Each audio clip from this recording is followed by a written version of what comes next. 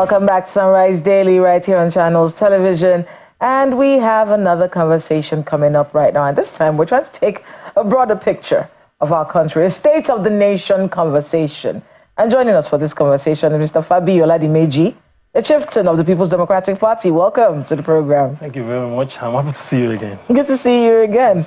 You. The last time I saw you, you were telling the APC that they had run out of ideas. That was the last time I saw you. They still don't have the ideas as So let's talk about governance. End of the year. How has the APC and President Bola Tinubu fared, in your view? The answer to this question is out there. It's on the street there. You can see, you can feel it everywhere. Okay, this is Christmas season. Okay, before I do that, please, I want to wish you and the entire team Merry Christmas. Then, secondly, I want to, condole those people that lost their lives in the stampede in Oyo, in Anambra, and even in Abuja. This is a direct response to where we are in this country as we speak. Okay, I'm sure the intention of those who organized the events were clean, good, and clear. They didn't wish for anybody to come there and die. But you could see how it all turned out to be, because people are hungry. People needed something to make them stay alive. People need something that will make them still remain as human beings that they are. So people that were invited and those that were not invited but are hungry, you see how they trooped out to that and see what happened. So it's the first manifestation of the State of the Nation today. It is a direct, clear manifestation of where we are in this country today. And like I said, the answers to your questions are there on the street. You are in Nigeria. You know what? You are a mother, you are a wife, you know what you'd spend to keep your family together. Today, I withdrew my nieces, 2 of them, from foreign school, 3rd year, 2nd year.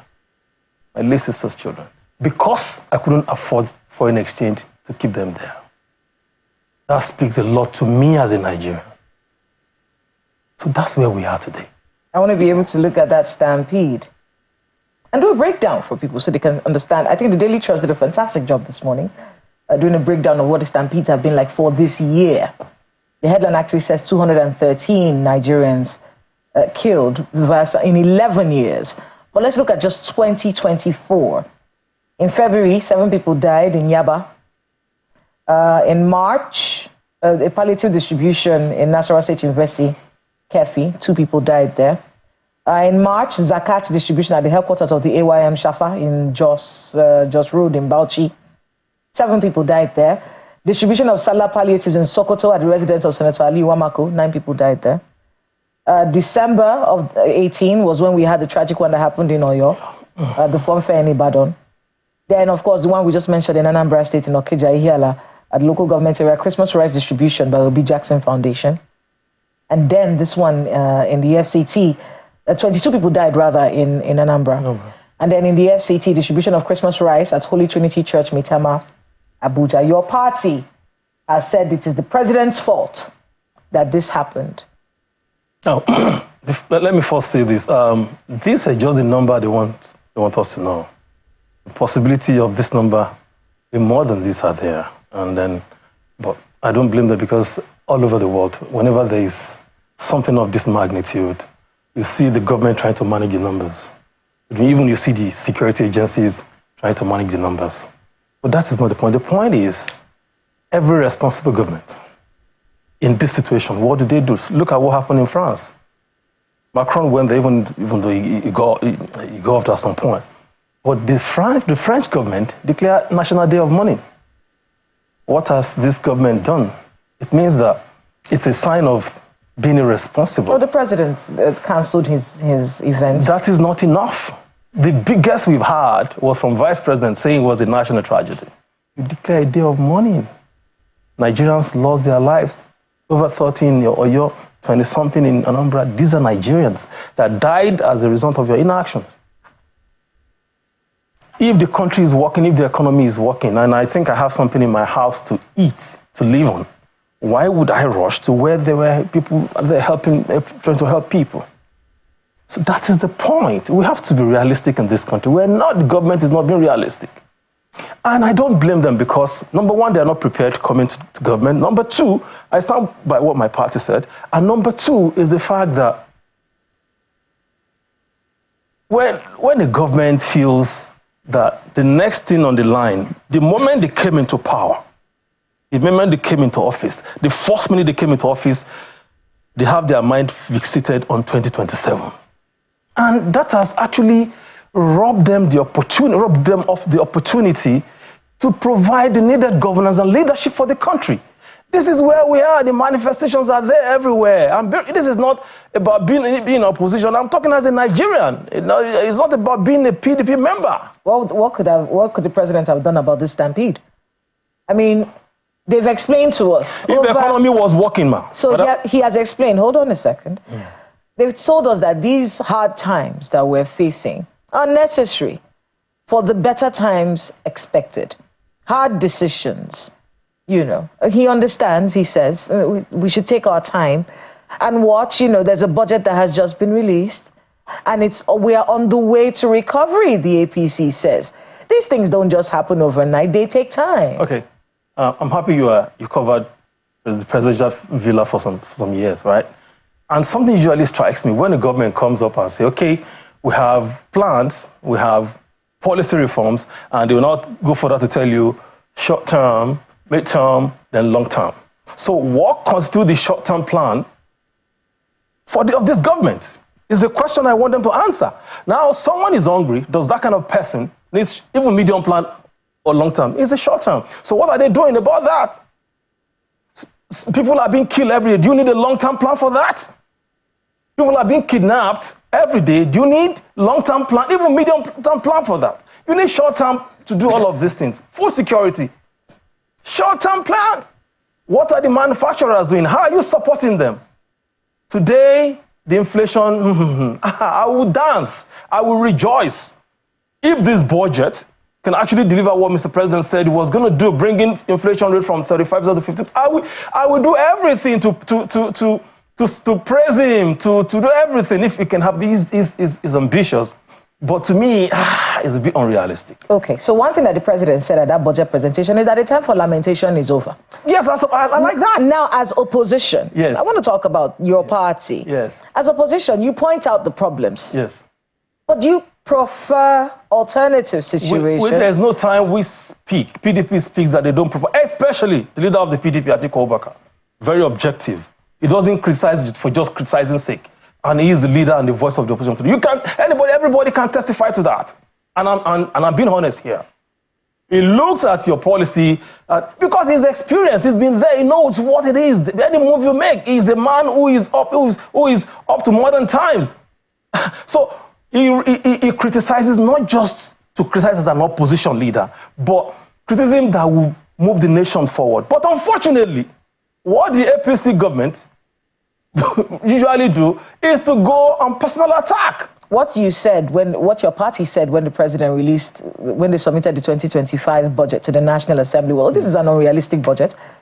It's not people-centric. There were all kinds of words were used by your party to describe that budget. And then you said, what the National Assembly should do is put this budget aside and then come up with one, or they should work again with the presidency, come up with one that is more people-centric.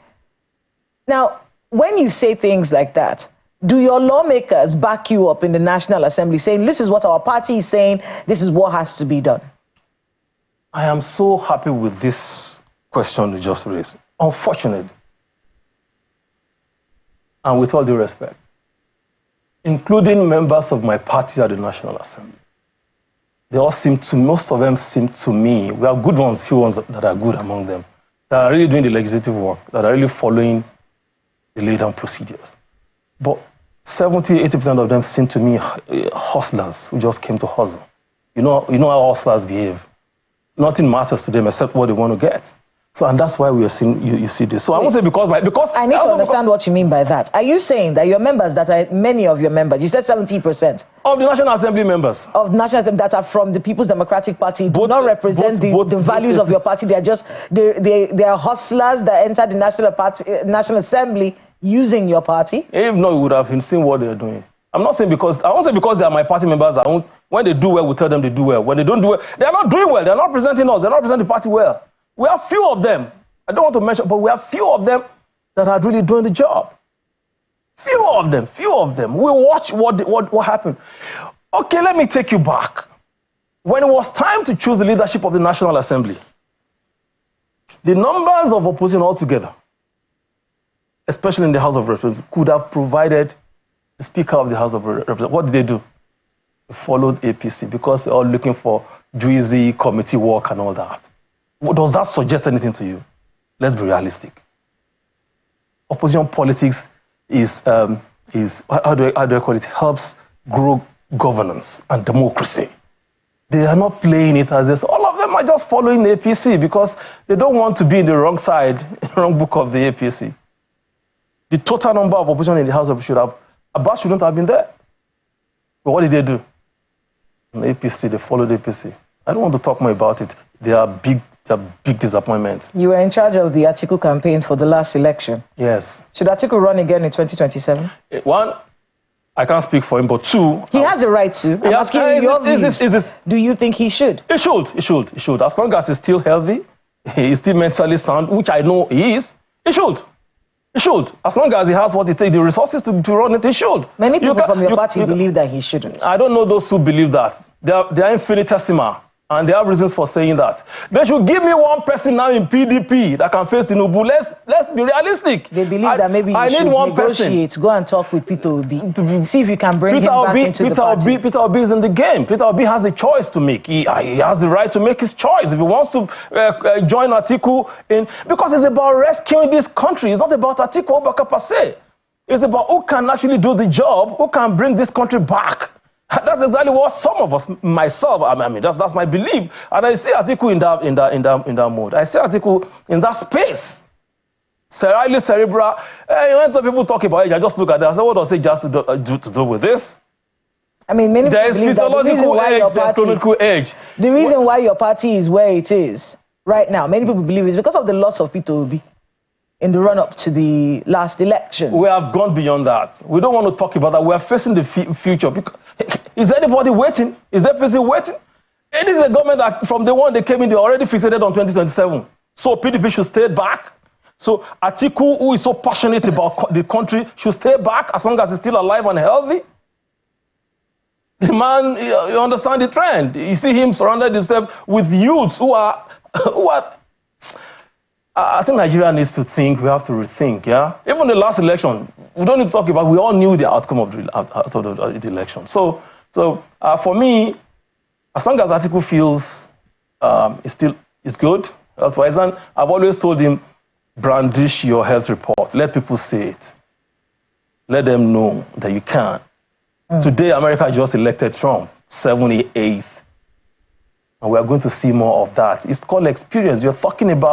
We talk about President Buhari coming into power then. President Buhari left power 30 years ago before he became a civilian president. But obviously, he wasn't really in tune with modern reality in government. So you could see all of this that happened before they now got into where they are. So for me, I think Atiku is fit. And should run. And should run, yes. Ayo. Kayla, let me begin from some of the reactions that Mr. Fabi gave to some of the questions you asked, particularly about the economic situation in some states that led to some stampede. First of all, referencing that data you showed, says that in 11 years, we've had 213 stampedes, and in this year alone we've had quite a number. But if we date back to 2013, there were stampedes in various parts of the country, and it was a PDP presidency at the time. Should people say that what you are saying now is the reality at the time as well? Yes, of course. As the government, you have responsibility to protect your people, to provide for them, to make sure, to ensure that they are in good position. Their economy is good, their health is good. Why do we have stampede? because you organize something to help the people and it turned out to be, another thing.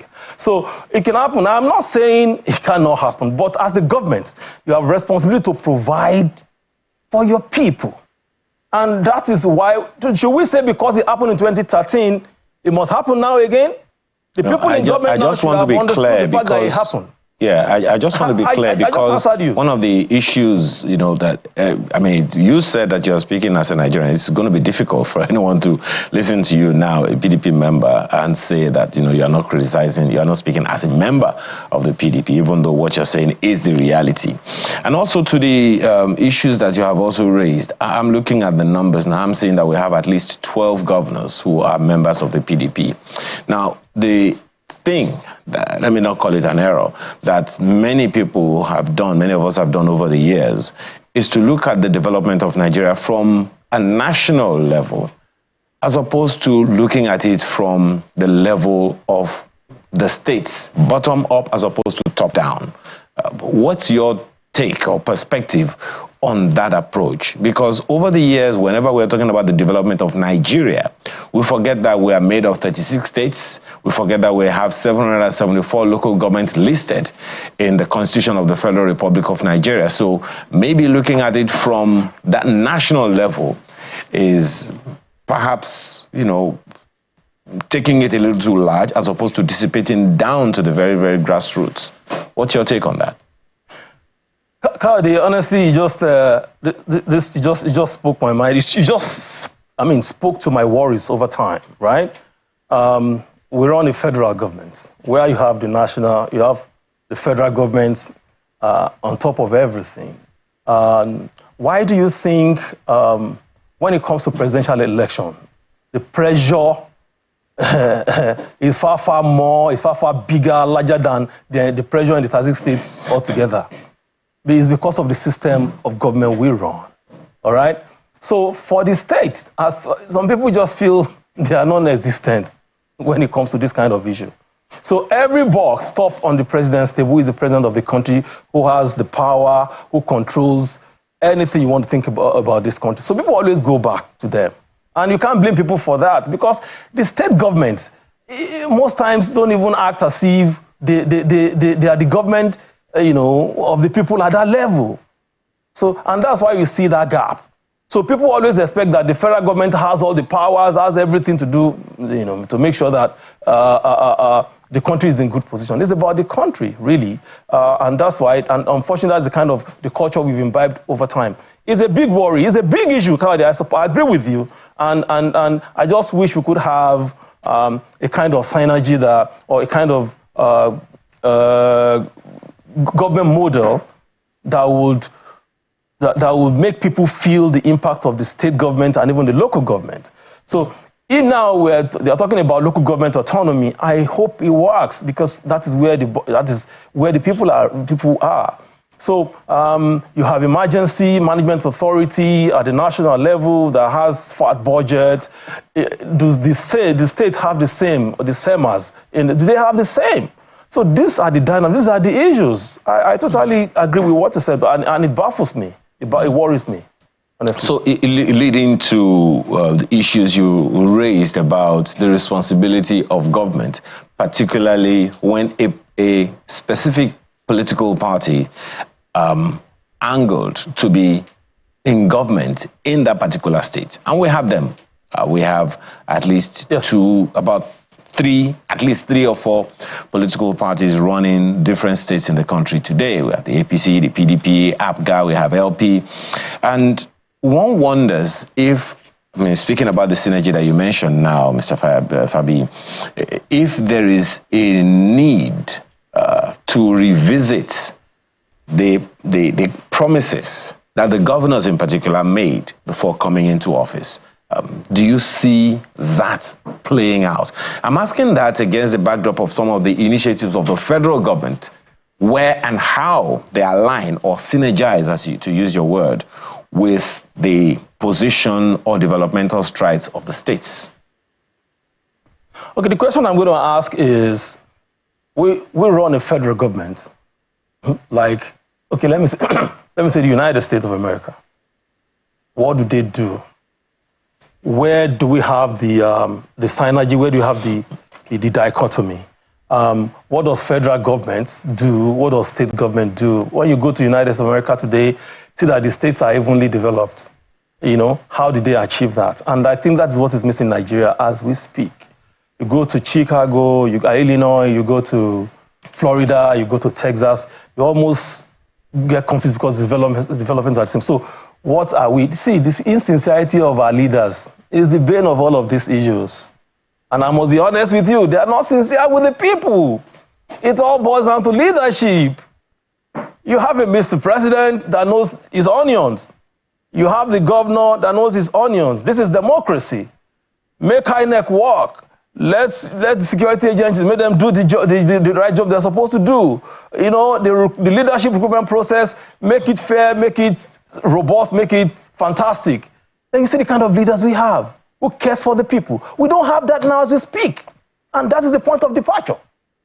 I don't know if I answered your question. But this, unfortunately, or rather incidentally, this runs across party lines, irrespective of party. Is that what you're saying? Exactly. It runs across party lines. Yes. Yes, you're right. Okay. So how do we begin to readdress that? Because at the end of the day, just as you said, it's about the people. Initiatives are coming from the federal government. Just a second. Initiatives are coming from the federal government that are not dissipating, percolating down to the states.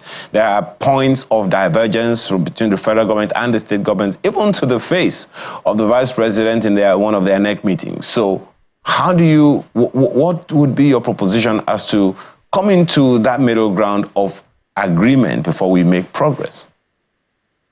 Okay, the first thing is, can we look at our constitution? Because Nigeria as it is has structural defect. Can we look at that? And where we're supposed to reduce, add more powers to the state to be able to function, that will hold leadership to be responsible, or where we need to remove some powers that will streamline governance, into providing quality leadership. These are the areas. It's like everybody's just doing it's just about individual.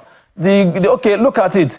A governor came and met programs of his predecessor in office. He cancels it, no matter what happened, no matter how beautiful it is.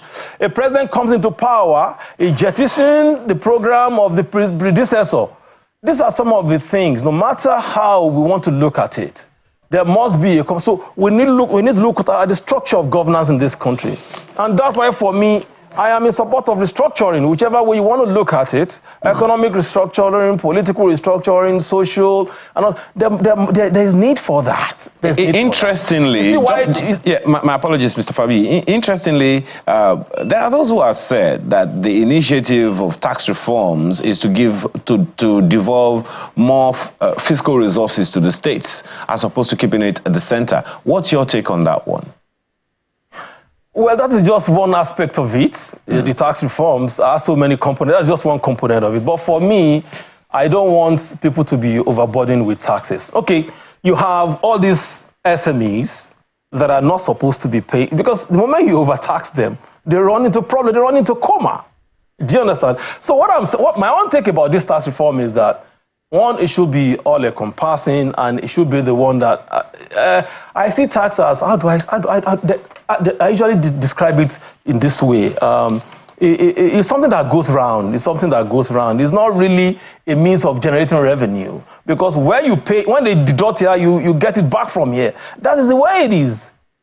So let them give us a tax reform, that will not overburden the people, that will be streamlined. Whatever the states get, let us see what they do with it.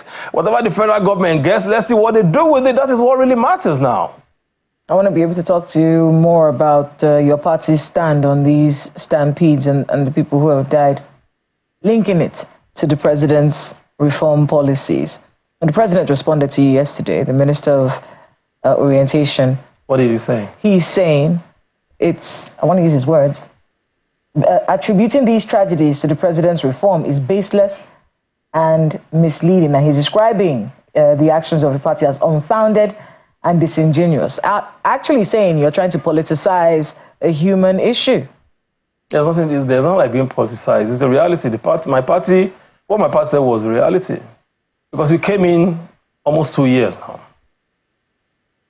in the first instance, why would people rush to where things are going to be given for Christmas? The explanation is that this is not the first time this has happened. It didn't only happen under the Tinubu administration.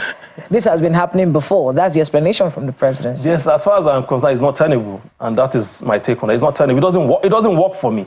See, there are a lot of parameters around this government that are not adding up for someone like me. It doesn't add up for so many people on the streets. So if the country is working, if the economy is truly working, I have some. Why would I go and beg? Why would I go and be begging? Why would I go and be begging? So look, take a look from the budget they just presented. The budget is meant to provide succor and all that, but there are some things that for me didn't really work. Governance, like Ayo says, is local. Yes, true. Yeah. You have PDP governors. Yes. Are those states doing better than other parts? The minister of the FCT is in the PDP, by the way. Yes. Just so we situate the problem here. Yes. Is this a party issue, or is it just the people issue? What the states where you have governors, are those states doing better than other states? I said something a while ago that the governance system in Nigeria is more of individualistic. I don't know if there's any English like that. And that I don't buy. Now, I said a governor comes in now. You are my predecessor, I come in. You've laid out plans, development plans, Then I came, I inherited. Instead of me to inherit and implement them, I drop them, I go for another. It's more of individual. Especially when, even you say that when a PDP governor left and a PDP government comes, it's the same thing. Okay, most of the things Buhari did has been thrown into the abyss by Tinubu's government. As bad as Buhari government was, he had a plan, he had the RGP. Of course, they have problem of implementation. Where is the RGP today? When Buhari came on board, there was something Jonathan did called Show Up, invested in it. What did they do? They threw it out. So this is exactly what we're saying. We can't continue in this trajectory. Thank you very much for being with us on the program. I know it's never enough time to talk with you, but we will make our time. Mr. Fabi Oladimeji, Chieftain of the People's Democratic Party, thank you so much for being with us. Thank you, I appreciate it. Professor Mourning, I think I can see his message. Let me see if we can take that one message from him before we leave the studio.